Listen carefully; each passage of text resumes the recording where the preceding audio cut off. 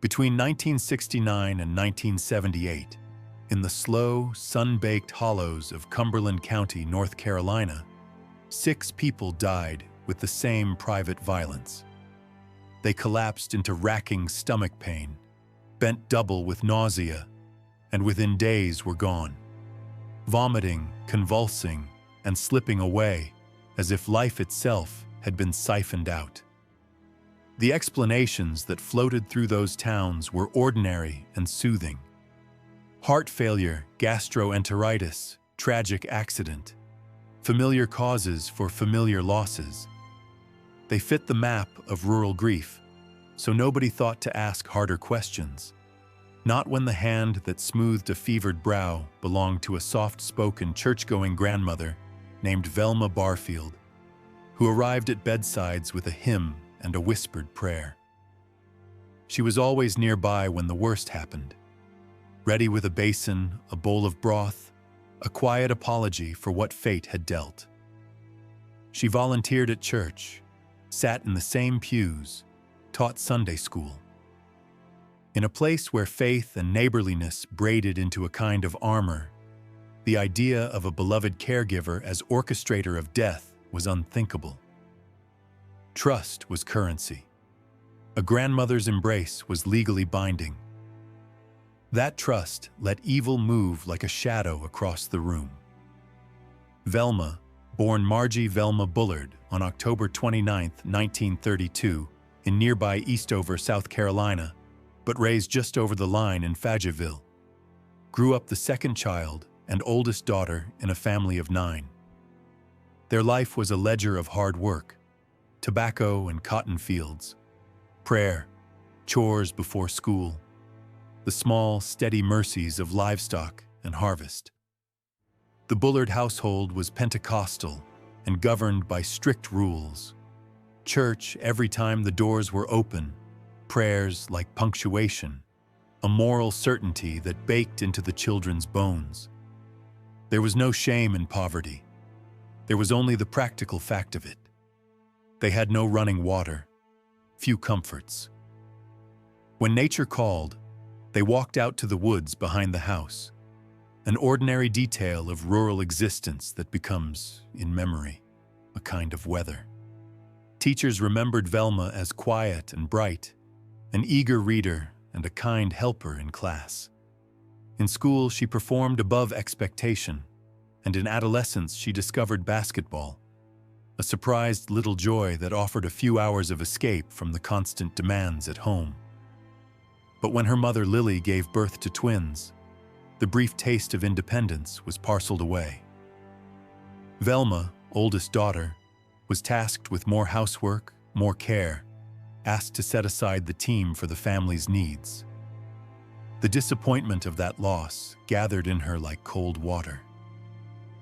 At school, she met Thomas Burke, lanky, dark-haired, a year older, not conventionally handsome but gentle in the way that made her laugh. Their courting was furtive, played out in hallways and under church eaves because her father kept a hard thumb on any notion of dating. At 17, desperate to escape a household where love had begun to feel conditional, Velma took the only road she could see. She eloped. In 1949, a simple justice of the peace bound them together, and the young couple moved into a small house in Parkton that had once belonged to Velma's extended family. For a time, the marriage was what two tired souls invent when they only want steadiness. Shared chores, modest hopes, the quiet mathematics of survival. The life they built began to fracture in 1965. On a rain-slicked county road, Thomas's car found a ditch.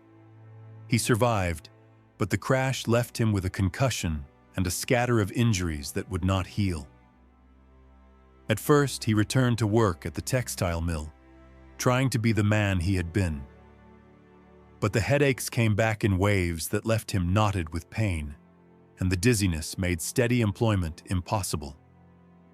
A man who had been a provider became a patient, missing shifts, losing wages, sinking under medical bills. For men like Thomas in that place and era, The crossroads between proper treatment and ruin often led through alcohol.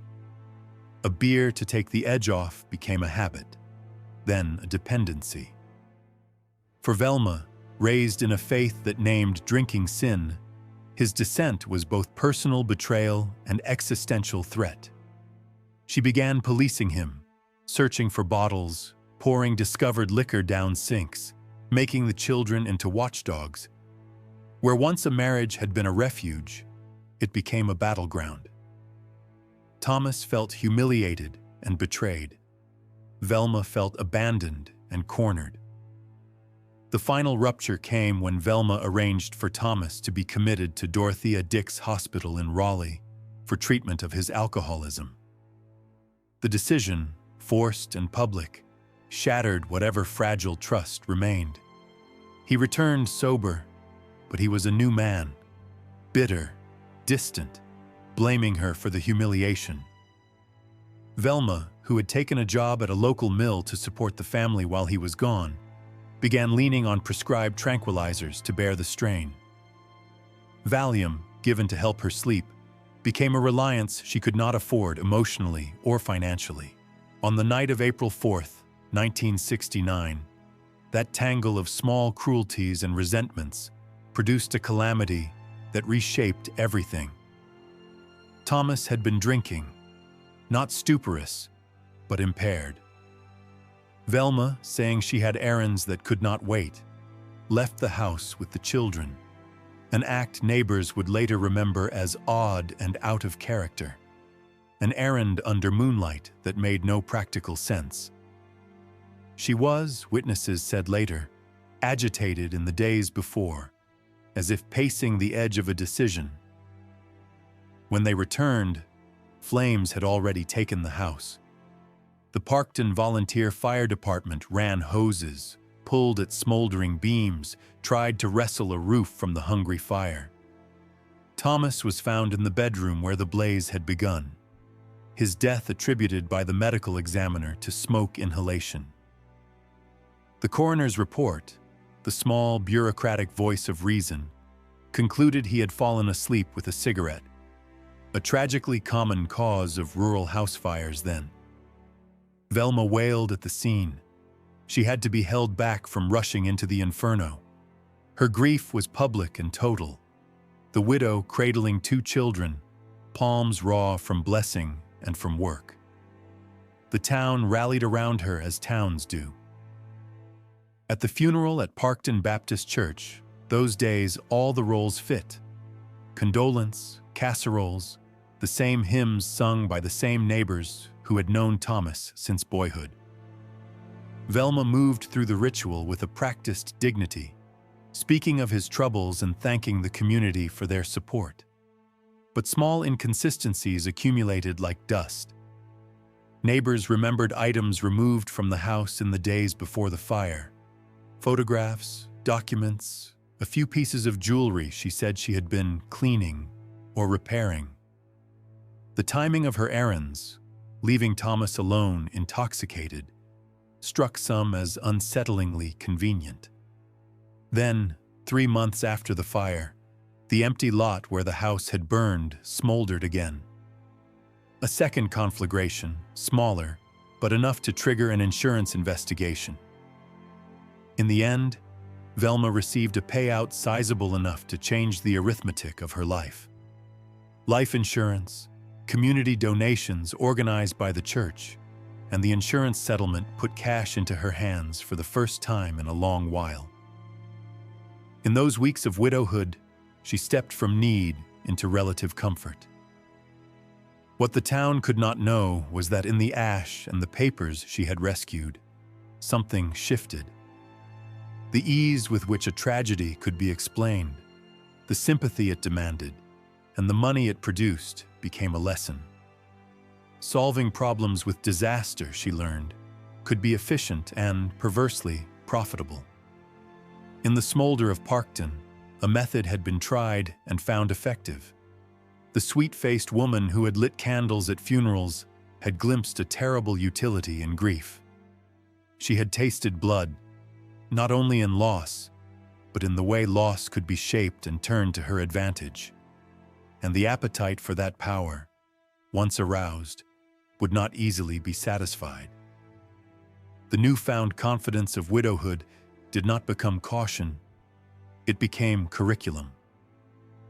Within months, Velma had learned to shape attention the way other people shaped quilts, folding sympathy around her like a blanket and tucking away inconvenient truths. She courted men with the same patience she had once given to braiding tobacco leaves, and the courtship of Jennings Barfield was a demonstration of how carefully she could engineer affection. Jennings was, by every yardstick the county kept, a good catch. A widower of 43 who owned land and businesses, steady-handed and respected. He watched with quiet approval as Velma tended children, cooked meals, and kept house with a competence that suggested solidity rather than artifice. Their courtship moved with an urgency that neighbors whispered about, but accepted as the practical rhythms of small-town life. A widow with children marrying soon after losing a husband was common, even expected. They were married in August of 1970, the ceremony neat and proper, the two sets of children present like punctuation on the beginning of another chapter. For a time, the marriage seemed to do what marriages are supposed to do. It offered shelter and stability. Velma learned Jennings's ledgers, his account habits, his trust. She inserted herself into his business affairs, ostensibly to help. In truth, she had learned the mechanics of access. Her thefts began with a careful hand. Small withdrawals, checks written at the edge of detection, manipulations that could be explained away as household expenses. But as addiction and appetite grew, so did her daring. When Jennings's banker noticed irregularities, and when Harold Mitchell, a man who knew the family's finances intimately, asked questions, the mask of competence slipped.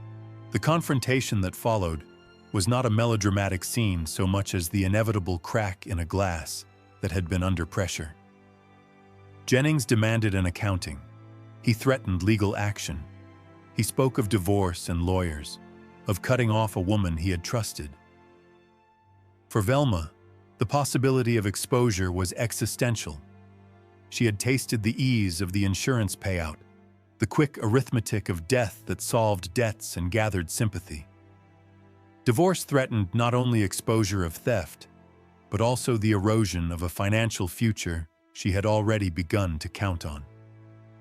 On the night of March 22, 1971, what began as a domestic quarrel resolved into something final. Jennings collapsed with sudden, crippling stomach pain and violent vomiting. His chest tightened, his pulse faltered. Velma coached the scene with a practiced hand. The call to the doctor, the bedside vigil, the lament. By 3:17 a.m. on March 23, 1971, Jennings Barfield was dead. The hospital listed acute heart failure, perhaps precipitated by a severe gastric infection. In the parish and on the courthouse steps, her grief was believable. She had again been the woman who lost a husband and needed the town's support. The insurance and property transfers that followed were, to her, proof of a method perfected. A person could be made sick, could be watched over with solicitous care, and could die in a way that fit the expectations of doctors and neighbors. And yet Jennings's death taught her something else, that subtlety could yield as much as spectacle. Poison that imitated natural illness required no charred house, no insurance investigation that invites scrutiny. It demanded only timing and the quiet skill to administer a dose that would push a vulnerable body past the point of recovery. Returning to Fayetteville placed her back under the roof of her parents, where dependency and proximity conspired to create new opportunities. Her father, Murphy Bullard, was dying of lung cancer and required no intervention. Her mother, Lillian, by contrast, was a slow vulnerability. 74, prudent with money, careful with savings and insurance policies. Lillian's increasing reliance on Velma to manage bills and correspondence was, in Velma's hands, a lesson in access. She began the old pattern here: petty withdrawals, forged signatures, loans taken out against a woman who could no longer manage the bank book. The sums grew as tolerance demanded more. More importantly, Lillian became a laboratory. Velma tested dosages, measured response times, monitored how an old body reacted to small, repeated insults to its digestive system. The bouts that struck Lillian were familiar to anyone who had watched Velma work. Sudden stomach cramps, days of vomiting, dehydration that required IV fluids. Velma's ministrations, special broths, teas, ministrations, were always on hand. Dr. William Stevenson, who had tended Lillian for decades, noted the unusual pattern of illness, but found no explainable infection or toxin under the testing regimes of the day. In December of 1974, during a holiday visit that should have been ordinary, Lillian's weakest episode became fatal. On December 30th, 1974, the hospital recorded complications from acute gastroenteritis. The funeral was full, the estate settled, and Velma's hands once more closed over money that had previously been beyond her reach. The winter that followed saw other coincidences fall into place. Robert Mackenzie, a businessman who had been seeing Velma and beginning to hint at a future together, died in August 1974 in a single-car crash on a clear road. A crash that, to those who knew him, made little sense. He was a cautious driver, and the wreckage revealed no mechanical fault. No toxicology was done that could have told a different story. The loss removed questions and emotional complications both. By 1976, the pattern had hardened into a profession.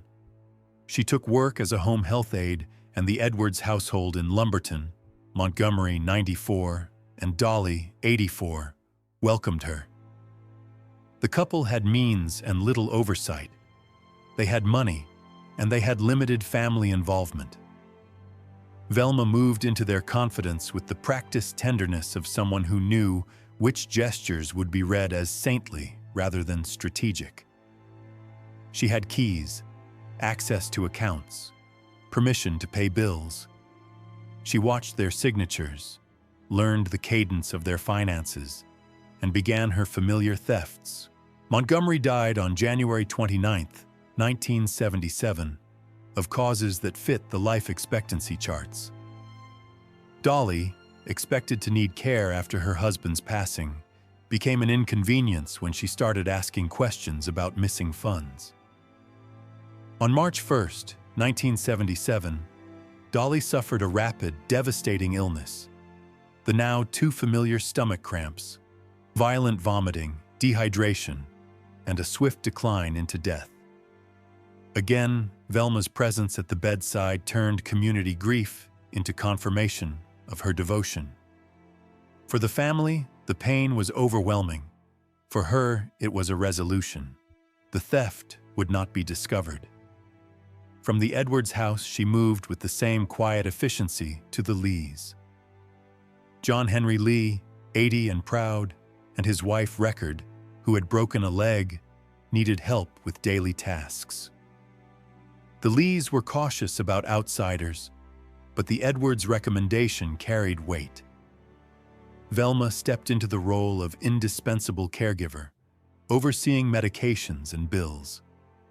John Henry was more alert than some of her past marks, and that made him dangerous. Yet even he began to trust her, and the thefts, smaller here, more patient, written across months rather than weeks, continued. On June 4, 1977, John Henry was struck with the familiar terminal sequence: stomach agony, vomiting, dehydration, cardiac collapse. He died within 48 hours, the medical chart reading complications of acute gastroenteritis. Record Lee was left bereft. The funeral called Velma to the front again, honored as the woman who had comforted them through the end. To the community, pattern after pattern remained separate tragedies, the inevitable losses of an aging population. To Velma, each death was instruction reinforced. The method worked, and its elegance was its invisibility. Emboldened and somewhat careless with the shield of an unblemished public face, she grew bolder with forgeries and financial gambits. It was a hubris born of success. In a world that still deferred to feminine devotion and churchly gentleness, she moved like a shadow through kitchens and bedrooms. The neighbor who bakes bread and prays aloud. The woman who brings broth and reads the Bible at a stranger's bedside. No one imagined that the hands that smoothed an old man's pillow might also be the hands that measured arsenic into his tea. By late 1977, the quiet edges of Velma's life were softening into something that resembled normalcy again, at least on the surface. The deaths that followed her had been read as misfortune. The thefts that funded her habits remained masked in the ledger of small-town banking. And when she met 56-year-old Stuart Taylor, the relationship seemed, even to those who watched closely, less like predation and more like a weary woman discovering companionship after long years of strain. Stuart was not wealthy, nor frail, nor easily steered. He was a tobacco farmer, sun-leathered, practical, and grounded in the land he worked. His wife of 3 decades had died of cancer, leaving him bruised by loneliness, but still anchored in quiet routines. He was not a man who drew suspicion or stirred drama. And importantly, he had no large estate that would tempt the kind of murder Velma had perfected. What he needed was partnership. What she needed was the cloak of ordinary love. Introduced through the Edwards family, Stuart saw in Velma a woman who cooked well, who kept a home in orderly grace, who showed the kind of religious devotion that suggested moral solidity. He welcomed her tenderness, mistaken as it was for a gentler fate. To Velma, the relationship offered not wealth, but camouflage. The deaths in her wake had been dismissed in part because her life looked unthreatening, and nothing deflected suspicion like a middle-aged couple settling into domestic ease. But addiction does not quiet itself for love. Her dependence on tranquilizers, painkillers, and sleep aids stayed ravenous. Each dose required more than the last. Each prescription drained more than she could legally earn. And so the slow, familiar hum of forgery resumed. She learned Stuart's handwriting with the same diligence she had once given Bible verses. She memorized his account patterns, his spending habits, the thresholds that banks would flag and those they would ignore. For months, the system worked. When he asked about a discrepancy, she wept at the suggestion she could have erred deliberately. The tears were effective. They always had been. But in January 1978, a banker named Harold Patterson began to notice irregular withdrawals, a fingerprint left by her growing carelessness. He approached Stuart casually, mentioning a few large checks, and Stuart, puzzled, assured him no such transactions had been made. Patterson's inquiry lit a fuse that had been trailing behind her for years. Stuart confronted her on January 31st, holding the evidence. Photocopies, figures, signatures that were his and not his. The argument that followed was sharp, raw. This was a man not weakened by age or pain, but roused by betrayal. He shook her in anger, a gesture brief yet shocking, a boundary crossed. And in Velma's mind, where survival had long been intertwined with elimination, the moment was decisive. Threats had always been quieted the same way, She had a method. She had no hesitation left. That night, despite the tension still crackling between them, they attended a Pentecostal revival at the Cumberland County Civic Center. A sea of voices rising to the rafters, the famous preacher Rex Humbard thundering from the stage. They arrived looking subdued but unremarkable, dressed in their Sunday clothes. In such gatherings, no one watches for danger. They watch for salvation. Stewart felt the first twist of nausea during the service, a faint unease, then a sharp cramping that folded him inward. He excused himself to the restroom, and Velma followed, murmuring concern. Witnesses later remarked on how attentive she seemed, how devoted. Concern looks identical to guilt when you do not know what you're witnessing. She insisted on taking him home. In the car, he writhed in pain, clutching his stomach, breath hissing through clenched teeth. Over the next several days, the pattern unfolded as predictably as a script she had rehearsed many times. The violent vomiting, the dehydration, the chest pain that crept into the lungs and heart. Velma was at his bedside constantly, spooning broths, adjusting blankets, calling doctors when necessary, performing care so convincingly that even trained observers believed it. When his condition became catastrophic, she drove him to Cape Fear Valley Hospital. Despite intravenous fluids and every intervention doctors could attempt, Stewart declined rapidly. On February 3, 1978, he died, a man still young, still upright in life, suddenly undone by what seemed an inexplicable illness. But this time, the quiet machinery of her method faltered.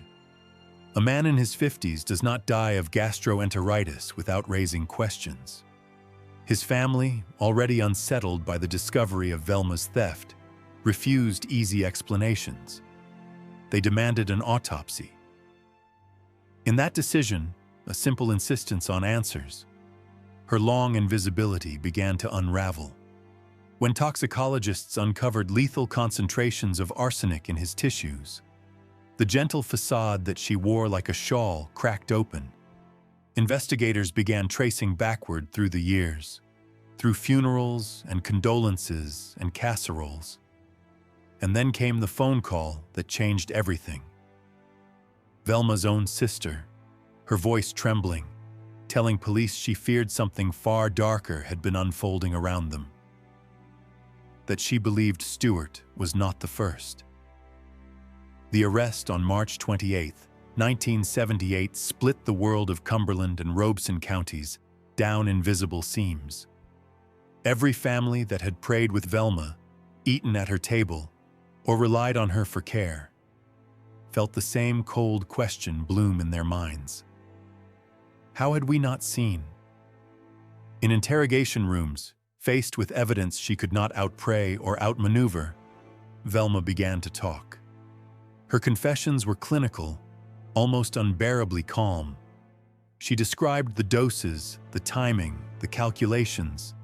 She admitted to poisoning Stewart, to poisoning her mother Lillian, to killing Dolly Edwards and John Henry Lee. Her explanations were hollow apologies wrapped in rationalizations. She claimed she only meant to make them sick, to stall the discovery of her thefts, that the deaths had been unintended. But investigators recognized precision where she insisted on accidents. Bodies were exhumed, tests came back. Jennings Barfield, dead since 1971, carried arsenic in his bones. Still, Velma denied killing him. She denied any hand in the 1969 house fire that consumed Thomas Burke. Denial became its own refrain. But the pattern was undeniable. It formed a shape too distinct to ignore. The shape of a predator who walked in daylight and used kindness as her nearest disguise. Her trial opened on November 27, 1978. The prosecutor, Joe Freeman Britt, laid out her decade of death with cold clarity. The The defense attempted to wrap her actions in the fog of drug use and mental illness. Psychiatric testimony introduced the idea of dissociative identity, an alternate personality named Billy who supposedly acted in her place. The courtroom received this explanation with disbelief. Judge McKinnon, unmoved, declared simply, "One of them did it." The jury needed less than an hour. Guilty. In the sentencing phase, they weighed the aggravating factors: murder for financial gain, murder to obstruct justice, murder executed with cruelty. Mitigating factors: addiction, psychological distress, her role as mother and grandmother, wilted beneath the weight of what she had done. The sentence was death. Death by asphyxiation in the gas chamber. She began her long wait on death row at Central Prison in Raleigh, where years passed under fluorescent lights and locked doors. A religious conversion took root, or appeared to. She led Bible studies, counseled inmates, exchanged letters with pastors. Billy and Ruth Graham petitioned on her behalf.